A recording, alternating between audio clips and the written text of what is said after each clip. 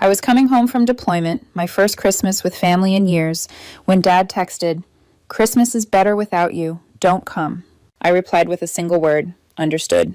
Then I made a quiet change to some of the paperwork. 48 hours later, there were 7 missed calls, one of them from their lawyer.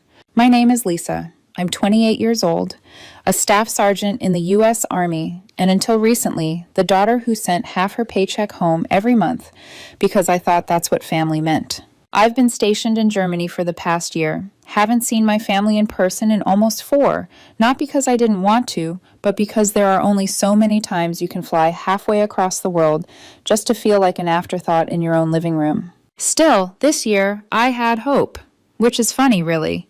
You'd think someone trained in tactical risk assessment would know better than to keep betting on people who never show up for you. But I guess I'm human before I'm a soldier, and humans hope, even when we shouldn't. When I found out I was approved for Christmas leave, I was genuinely excited.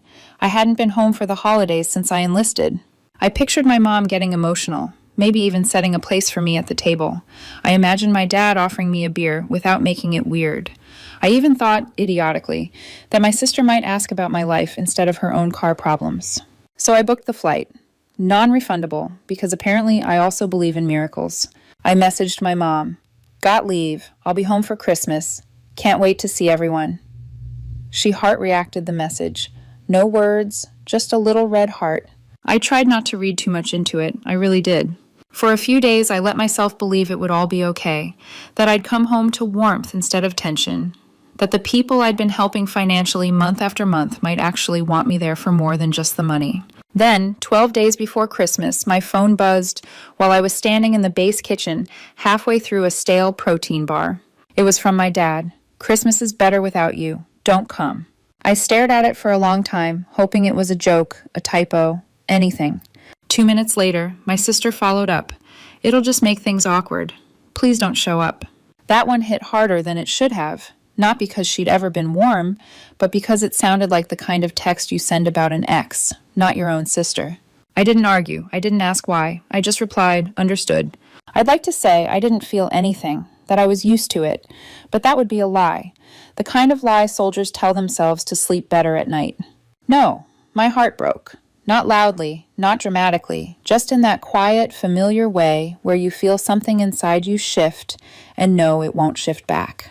And then something else happened. Not anger exactly, not revenge, just clarity. That night, I logged into the systems where my name still lived, the joint utility account I'd been covering temporarily for 3 years, my sister's car insurance, which had quietly billed to my card since she lost her job, and, most importantly, the mortgage payment portal where I'd been sending money every month, even though I was never on the deed. I didn't own the house, but I'd helped keep it afloat. My dad couldn't qualify a loan after his layoff. My credit and income made the approval possible, and since then, I'd been the invisible crutch no one acknowledged. So I made a few quiet changes. First, I shut down the auto transfers. Then I sent a formal email to the mortgage servicer stating that I would no longer be contributing financially and that all communication should go through the listed primary borrower, my father. "Are you sure?" the rep asked on the phone. "It may trigger a refinancing requirement or payment disruption." I nodded, even though she couldn't see me. "I'm sure." Then I did something I can't fully explain. I still took the flight home. Yeah, I know. They told me not to come, made it clear I wasn't welcome. But the ticket was booked, and maybe some sad, stubborn part of me needed to see it through. To come home one last time, even if I didn't step foot in the house. I landed 2 days before Christmas. Didn't rent a car, just took a cab straight to a budget motel off the interstate. The kind with thin walls and mystery stains on the curtains. I sat on the edge of the bed, staring at the town I used to know.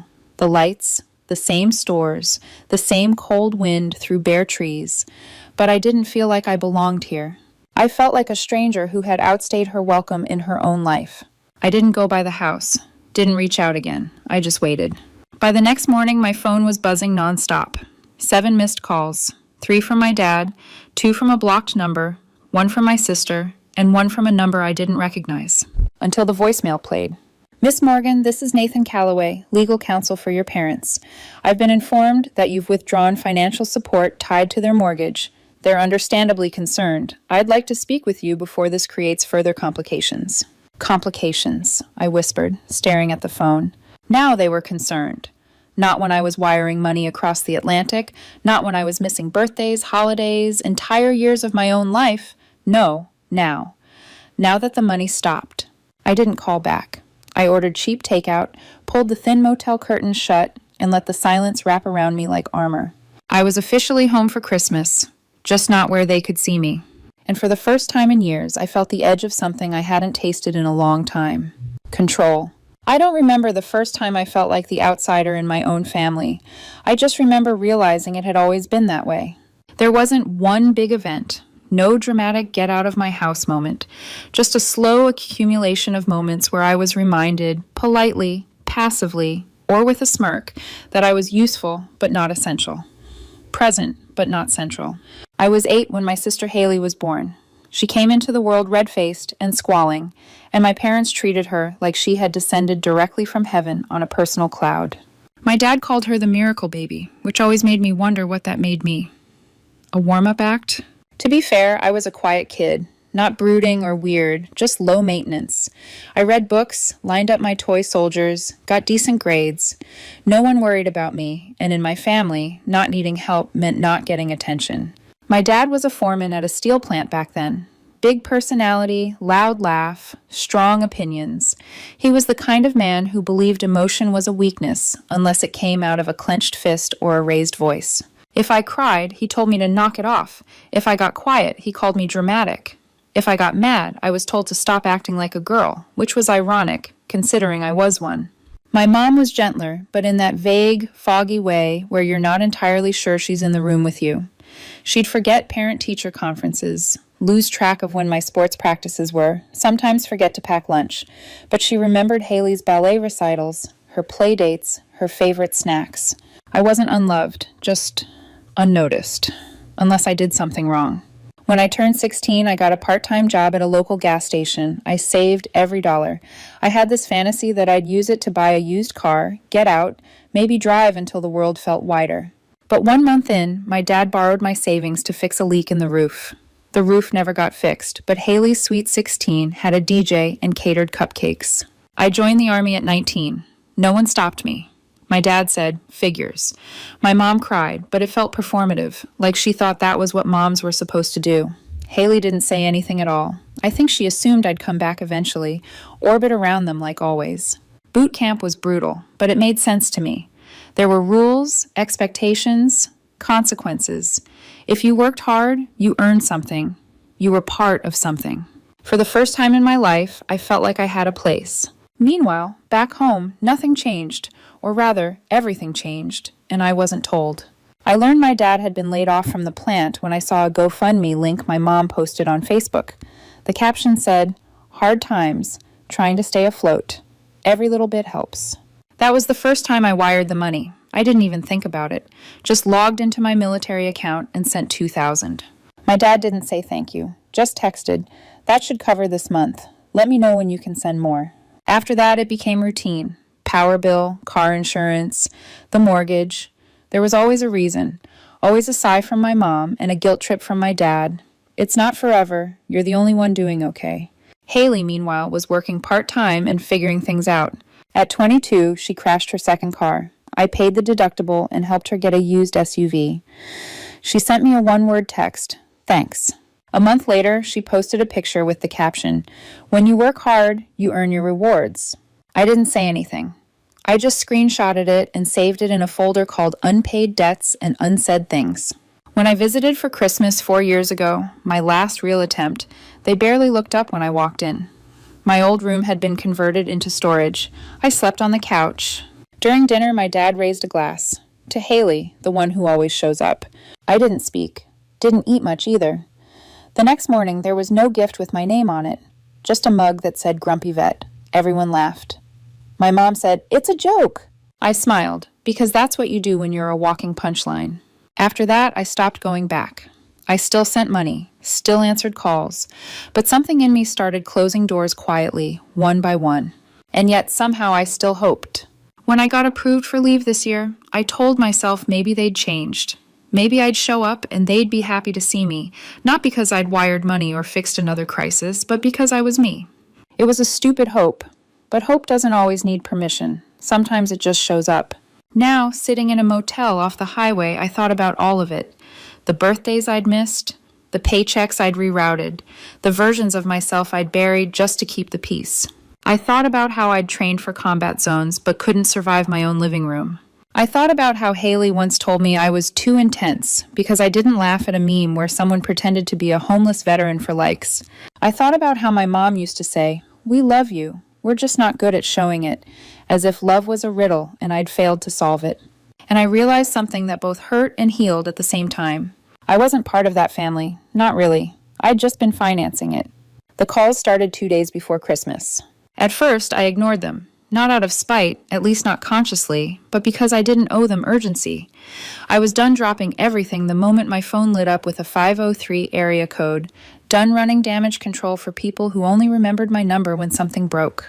The first wave was small, a missed call from Dad, a voicemail from an unknown number, one from Haley at 11:49 p.m., which I imagine was just late enough to be annoying, but early enough to be dramatic.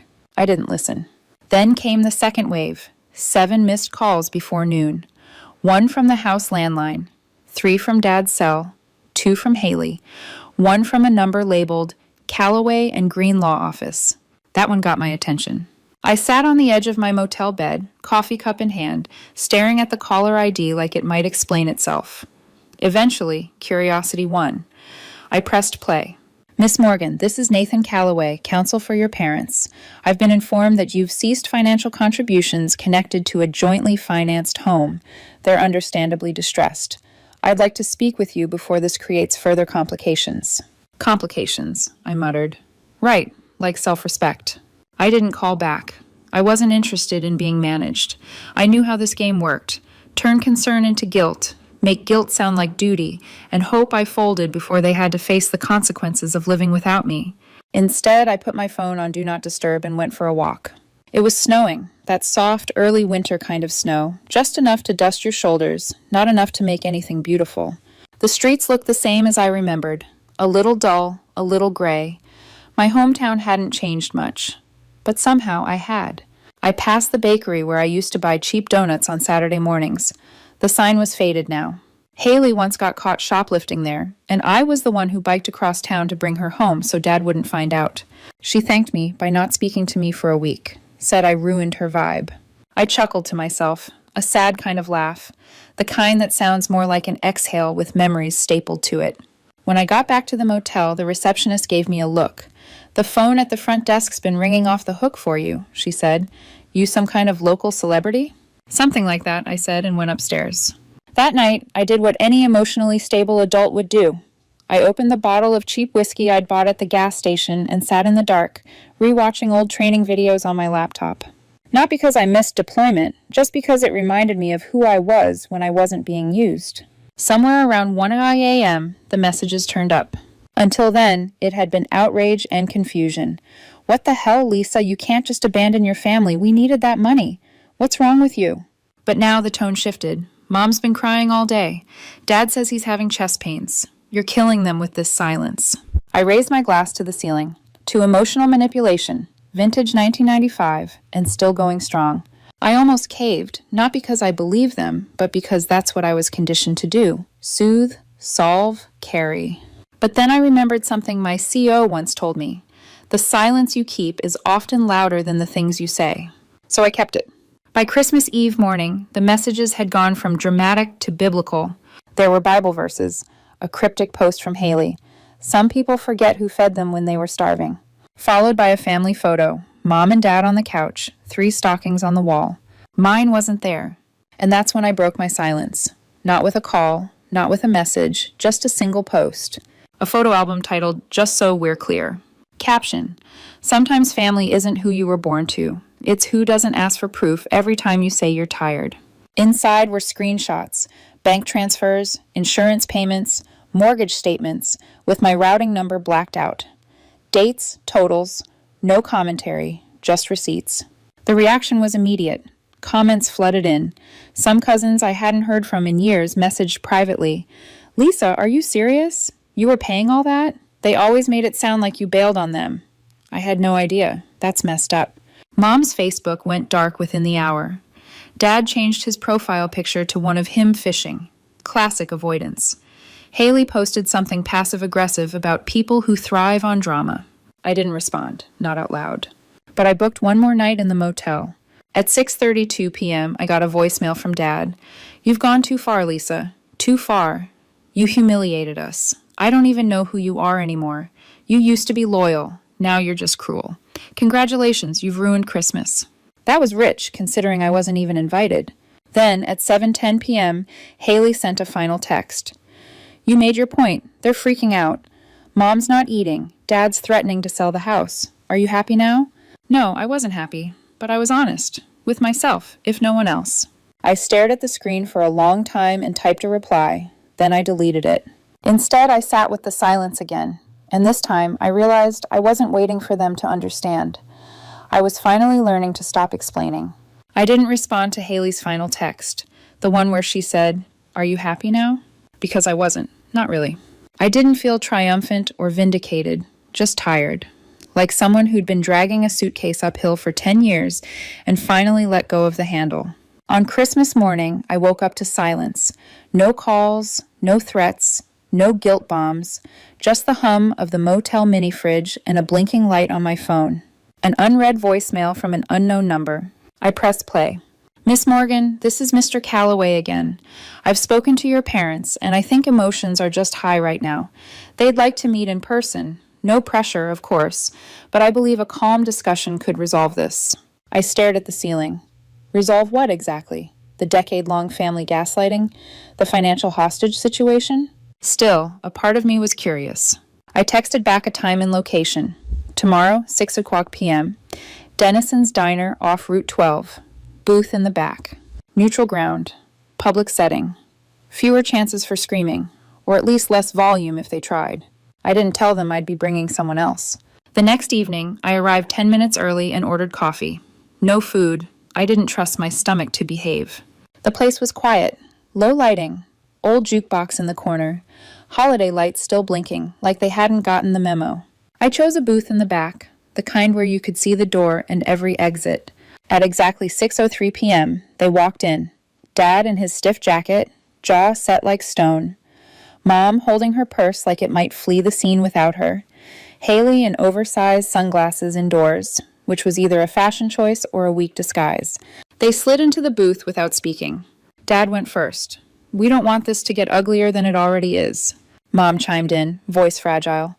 "We're a family. We've all said things we didn't mean." Haley sniffed. "But posting our private stuff online, that was low, Lisa. Even for you." I leaned back. "Even for me. Interesting take." Dad narrowed his eyes. "You humiliated your mother, your sister, me." I sipped my coffee. "No, you did that yourselves. I just stopped covering it up." Haley's sunglasses slipped a bit. Her eyes were red. "You didn't have to cut us off. That house, I interrupted, was being partially paid for by someone who wasn't allowed to step foot in it for Christmas. Let's not pretend this was about logistics." Dad clenched his fists on the table. "We came here to fix this, but if you're going to keep playing the victim—" "No one's playing anything," I said, voice flat. "I just stopped funding my own erasure." I reached into my coat and pulled out a folder, thick, neatly tabbed. "Since we're all here, let's be clear." I slid it across the table.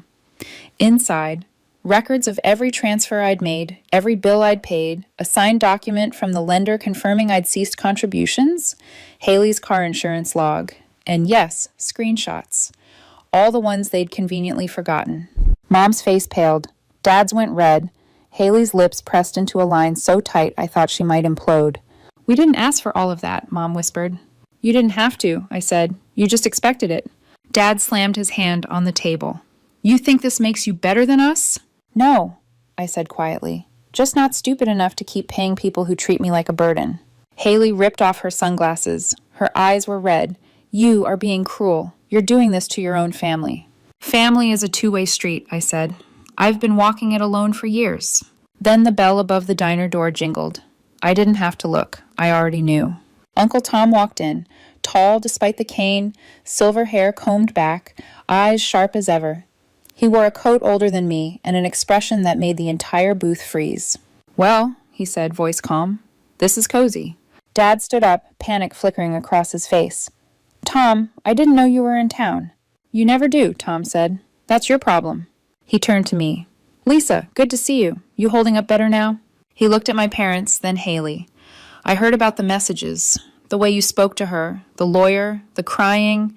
You always were good at acting, Ron. Dad opened his mouth. Nothing came out. Funny thing, Tom continued. When Lisa visited me last year, quietly, mind you, she never asked for a thing, helped me clean the gutters, talked to me like I mattered, and when I had that health scare, she was the only one who showed up, flew over from another continent to be there. Mom started to speak. Tom raised a hand. Save it. Then he reached into his coat and pulled out a sealed envelope. He dropped it on the table in front of my dad. My updated will, signed 2 weeks ago. Lisa is the sole beneficiary. The silence was nuclear. The house, the land, the savings, it all goes to her. Haley's mouth opened. You're joking. No, Tom said. I don't joke about consequences. Dad looked like he'd been punched. You're cutting us out. I'm finally cutting the rot, Tom said. And no, you can't contest it. I had it notarized and filed with my attorney. He turned back to me. I should have done this sooner. I'm sorry I waited. I nodded, throat tight. You did it in time. Tom turned and left. No dramatics, just the quiet sound of his cane tapping against the tile floor. I stood up, dropped a few bills on the table. Thanks for meeting. Mom blinked fast. Lisa, please. You made your decision, I said. This was mine. Dad growled. So you're just going to walk out after everything we did for you? I looked him dead in the eye. You didn't do anything for me. You did things to me, and now I'm done. I left. That night, back at the motel, I got one last message from Haley. I don't know who you are anymore. I didn't reply, but I whispered to the empty room, someone who finally learned how to leave. Epilogue. 2 months later, I stood in the middle of Uncle Tom's living room, surrounded by moving boxes, and felt something I hadn't felt in years. Stillness. Not silence. The bad kind. The guilt-laced kind. But real stillness. Peace. I'd taken leave again after the estate was finalized. The lawyer handled everything smoothly. No drama, no challenges, just a transfer of ownership from someone who saw me, truly saw me, to someone who finally understood what being seen could mean. The house was small, old, quiet, but it was mine. And not because I'd earned it through blood or guilt or obligation, but because someone believed I deserved better than survival. I kept one photo on the mantle, me and Uncle Tom from that last visit. We were sitting on his porch, laughing about something I can't even remember now. I just remember the look on his face. Pride. That rare kind of love that doesn't announce itself. It just shows up. I haven't spoken to my parents or Haley since that night at the diner. There were a few messages after the will became public, some begging, some accusing. I blocked them all, and I didn't feel guilty. Not anymore. You don't owe anyone your peace just because they share your blood. Sometimes family is who drains you, and sometimes freedom is what happens when you finally stop letting them. I'm not sure what I'll do next. Maybe I'll turn the house into something meaningful, a place for vets to rest, or maybe I'll just live in it for a while, learn how to exist without bracing for impact. Either way, I'm not looking back. Thanks for listening. Really. This story wasn't easy to tell, but maybe someone out there needed to hear it. Let me know in the comments. Do you think I did the right thing? Would you have handled it differently? And if you want to hear more stories like this, don't forget to subscribe.